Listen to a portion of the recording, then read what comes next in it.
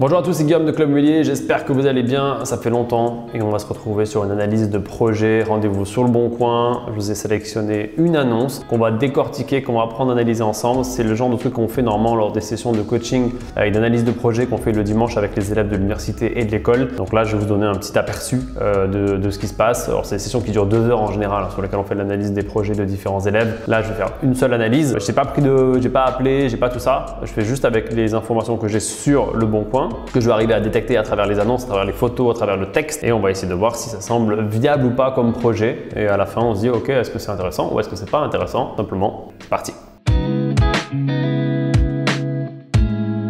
Donc là, on se retrouve à Dompère. Alors déjà, Dompère, je sais pas où c'est. Donc on va aller chercher où c'est Dompère. Donc là, en général, je vais tout simplement sur Maps. Ok.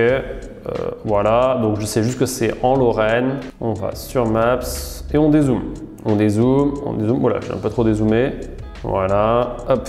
Donc là, vous voyez, on est à côté d'Épinal. Si je recule, voilà, on voit Nancy, on voit ici Mulhouse, on voit Dijon. Voilà, on est dans les Vosges. 88, c'est les Vosges. Donc, on a déjà cette information-là. Autre chose qu'on peut aller vérifier aussi, c'est le nombre d'habitants. En général, je vais le vérifier sur Wikipédia. Parce que Wikipédia permet d'avoir les informations quand même jusqu'en 1900, un truc comme ça. Voire même avant, donc ça, c'est intéressant. 1128 habitants. C'est pas beaucoup, mais vous voyez, on a une démographie qui est relativement stable. Vous voyez, ça va de 1800 à 2020, en gros. C'est relativement stable. C'était un peu en croissance, un peu baissé, mais bon, pas des grosses variations, donc c'est plutôt rassurant. C'est pas un signe catastrophique pour cette ville-là, donc voilà, pas de grosses angoisses par rapport à ça. Donc sur le bien en lui-même, on revient sur l'annonce. Quelle est la première étape? Première étape, je vous rappelle toujours, on ne va pas regarder les photos en premier. Les photos, ça va vous disperser, ça va vous parasiter, et c'est pas ça qui est important. Ce qui est important, c'est les chiffres, les chiffres, les chiffres. D'abord, on analyse les chiffres. Si les chiffres sont viables, à ce moment-là, on va regarder les photos. Si les chiffres sont pas viables, ça sert à rien, on passe à l'annonce suivante. C'est dans cet ordre-là qu'on fait les choses. Ça sert à rien d'analyser un projet, de regarder toutes les photos d'un projet si finalement les chiffres ne sont pas bons dès le départ. Premier élément qu'on va regarder, en effet, c'est le prix au mètre carré. 157 mètres carrés, 147 900 euros. On est en dessous des 1000 euros du mètre. On est à 942 euros du mètre carré. Ça paraît cohérent. C'est OK. Aujourd'hui, jusqu'à 1200-1300 euros du mètre en fonction des secteurs, on peut avoir des projets rentables pour la location nue ou meublée à l'année. Ensuite, on va fouiller tout simplement. Là, je vais regarder l'annonce rapidement et je vais aller chercher avec mes yeux toutes les informations qui sont importantes. Et en fait, je vais aller chercher les chiffres, uniquement les chiffres. Moi, je vous conseille même de commencer par le bas de l'annonce et de remonter parce que des fois, en bas de l'annonce, vous allez avoir le montant des loyers globaux à l'année. Vous allez avoir la taxe foncière, vous allez avoir ce genre d'informations. Allez, c'est parti, on commence par la fin. Qu'est-ce qu'on a comme info? On voit 1080 euros par an. Donc déjà, on a le montant de la taxe foncière, 1080 euros. Ensuite, on remonte. On regarde que les chiffres. On a les montants des locations des 3 appartements, 296, 285, 405 et 475. Qu'est-ce qui est important dans ce qu'on voit? Qu'est-ce qui peut fausser totalement le calcul? Charges comprises. Les 3 loyers indiqués sont charges comprises. Qu'est-ce qu'il y a dans les charges? Je ne sais pas. Si je ne sais pas ce qu'il y a dans les charges, je ne peux pas évaluer quel montant de loyer hors charge. Parce que c'est le montant de loyer hors charge qui nous intéresse, puisque en réalité, c'est ce qu'on va réellement toucher. Le loyer charges comprises, la partie charge, on va la payer. Donc finalement, on ne récupère pas vraiment. Donc il n'y a que les loyers hors charge qui vont nous intéresser. Donc on va faire des hypothèses. On va regarder si les annonces nous donnent des indications par rapport à ça. Malgré tout, imaginons même que les charges soient de 0, on prend notre calculette, ok, on fait 285 plus 405 plus 475. On arrive à 1165 euros par mois, on fait x 12 et on arrive à 13 980. Donc 13 980 pour 147 000 euros. On est en dessous des 10% bruts puisque si on rajoute x 10, on est en gros à 139 000 et là le bien est à 147 000. Donc on a finalement une rentabilité qui est inférieure à 10% brut, c'est-à-dire sans compter les frais de notaire, sans compter la taxe foncière et les travaux. Normalement, c'est pas forcément une annonce qu'on va continuer à analyser, mais pour l'exemple, on va quand même aller au bout du truc. On a comme info simplement qu'on est légèrement en dessous des 10% de rentabilité brute. On sait que c'est un peu surestimé parce que finalement on n'a que les loyers charges comprises, on n'a pas les loyers hors charge. Et maintenant on va aller voir s'il y a des travaux à réaliser en plus. Donc on n'y a bien que 3 logements, on voit pas de rénovation à prévoir au niveau de l'immeuble, ça c'est pas à eux de dire, c'est à nous de vérifier. Et autre point, on voit qu'il y a des garages mais par contre qui eux sont à rénover. On voit également proximité Dompère, ce qui veut dire que ce n'est pas vraiment à Dompère. Donc Dompère, vous avez 1200 habitants et en gros on n'est pas exactement à Dompère. Donc je sais pas combien d'habitants dans ce bled mais sûrement pas beaucoup. On va aller regarder maintenant les photos.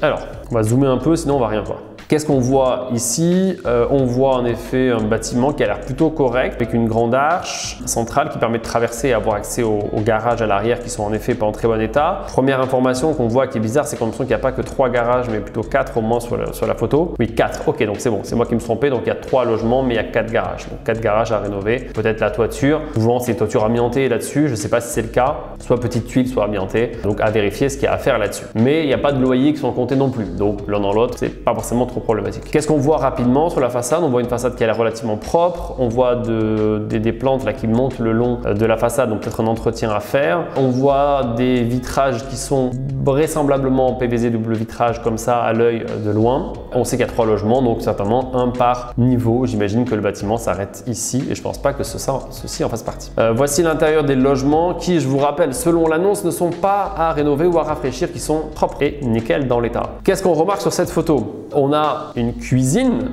mais il n'y a pas de plaque de cuisson, il n'y a pas de four, il y a juste un évier en fait finalement. Ok, il y a des éléments, il y a des rangements, mais malgré tout, il n'y a pas de plaque, il n'y a pas de four, il n'y a pas de frigo. Bon, c'est un peu limité. Qu'est-ce qu'on y voit d'autre? On y voit des radiateurs qui sont relativement anciens, on voit un sol qui est vraisemblablement du lino ou un parquet PVC, je ne sais pas encore. On voit un plafond qui sont des dalles de polystyrène collées 600-600. On voit pas très bien à l'image, mais on reconnaît qu'il y a des traces, vous voyez, donc ça c'est typique des logements sur lesquels il y a ça. Donc souvent ça veut dire qu'au-dessus c'est du lati, donc c'est du plâtre, et donc c'est pas isolé. Donc il n'y a que ça comme isolation, c'est pas terrible. On a des murs violets, bon, on aime ou on n'aime pas. Donc voilà les premières informations qu'on a. On voit aussi, on a vu tout au fond, là on avait un radiateur type grille-pain, en tout cas pas un radiateur à inertie, et c'est un chauffage visiblement qui est un chauffage électrique. Ça c'est la même photo que tout à l'heure, donc je pense pas que ça en fasse partie, à voir, hein. Peut-être que je me trompe et peut-être que le bâtiment continue, à vérifier. Mais dans tous les cas ça a l'air plutôt correct sur cette partie-là. Ça c'est la partie garage, ok, on n'y voit pas beaucoup d'informations supplémentaires dessus. Là, c'est l'intérieur du logement. Celui-là a l'air relativement propre. On voit bien que c'est du PVC hein, au niveau des fenêtres. Sur cette image, pas grand-chose à dire. Je pense que c'est le même appartement. On voit qu'il y a du violet ici au fond. Donc, j'imagine que c'est le même qu'on doit avoir derrière là, un radiateur électrique. Ça confirme bien qu'il y a le violet. On voit le même type de radiateur ici avec la vue avec un petit balconnet à l'arrière. C'est blanc. Ça m'a pas l'air incroyable en termes de qualité de rénovation, mais c'est propre. Voici les informations qu'on a. Donc, en gros, on n'a pas beaucoup d'infos. Tout ce qu'on sait, c'est que on a des photos que d'un seul appartement, puisque c'est le même. Ok.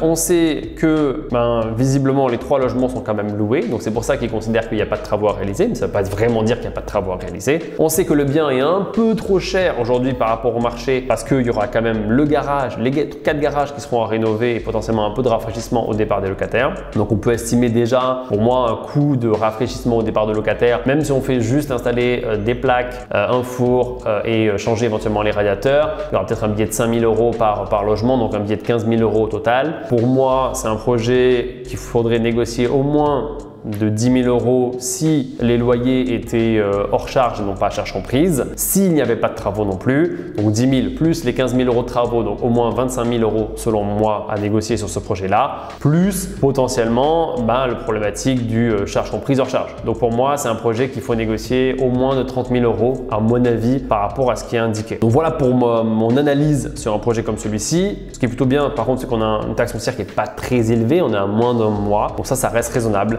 Donc là, voilà, typiquement, c'est un projet sur lequel moi, je ne me déplace pas, sauf si je sais déjà qu'il y a une négociation de au moins 25 ou 30 000 € possible. S'il n'y a pas 25 000 € de négociation possible, je ne me déplace pas du tout. Donc là, on envoie un petit mail, on appelle, il y a un numéro de téléphone, on dit voilà, je suis intéressé par le bien, le secteur m'intéresse, etc. On demande une précision peut-être sur la localisation exacte et là, on dit est-ce qu'il y a une possibilité de négociation? Si oui, est-ce que 25 000 semble raisonnable selon vous ou est-ce que c'est pas du tout acceptable? C'est pas acceptable, je ne me déplace pas parce que je sais que le projet sera pas rentable, parce qu'on va forcément découvrir des travaux qu'on n'a pas imaginé et ça va jamais être des super surprises. Vous n'allez pas trouver un appartement en plus que vous n'avez pas imaginé. Le projet ne peut pas s'améliorer en se déplaçant, il peut que se dégrader. Donc il faut au moins que les conditions d'hypothèse de base soient respectées et donc qu'il y ait une négociation au moins de 25 000 € selon moi sur un projet comme ça. J'espère que cette petite analyse, le but c'est de faire quelque chose de rapide quand même. J'espère que cette analyse vous a plu, que ça vous permet de mieux comprendre les choses. Ce que je vous propose pour les prochaines vidéos, je veux que dans les commentaires, vous me donniez la ville dans laquelle vous voulez que j'aille chercher. Donnez-moi le nom de la ville et c'est la ville qui aura le commentaire qui aura le plus de likes, ok, ça sera la ville qu'on va aller analyser et dans laquelle on va aller chercher des biens lors de cette prochaine analyse. J'espère que vous aimez bien ce type de vidéo, ça fait longtemps qu'on n'avait pas fait. Donc dites-le moi, explosez les commentaires, explosez aussi les pouces bleus si vous voulez qu'on en refasse des analyses comme ça. Je vous rappelle que évidemment, c'est des analyses qu'on fait notamment lorsque on est en coaching, en analyse de projet le dimanche avec l'université et l'école. Si vous voulez plus d'informations sur l'université et l'école Immeuble Élite, allez regarder dans le descriptif, on donnera toutes les infos. Si vous avez besoin de prendre rendez-vous aussi avec nos équipes pour en parler, vous avez toutes les infos dans la description. En attendant, je vous souhaite une très bonne journée et je vous dis à très bientôt. Ciao, ciao.